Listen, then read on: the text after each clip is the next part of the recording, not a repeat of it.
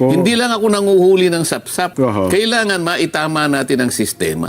Kaya pala sa isang panayam siya na napakinggan ko ng bandang huli, kasi kung hindi natin may tatama ang sistemang ito, kahit mawala tayo dito, paulit-ulit ang problema ito, palaki ng palaki. Palaki ng palaki. Palaki ng palaki. O hindi ba isa sa amin? Sabi niya, narinig ninyo, hindi na natin babanggitin ang pangalan. Total, alam naman niyang sinabi niya yun.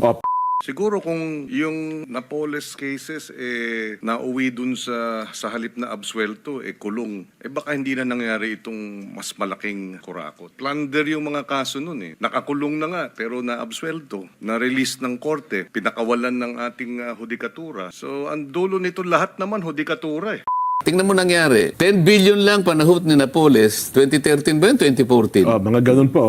No, later on, daang billion na. Trillion na. Hindi 10 Anong nangyari? Naging amateur si Napoles Hiyang-hiya nga raw po ngayon, hindi makalabas.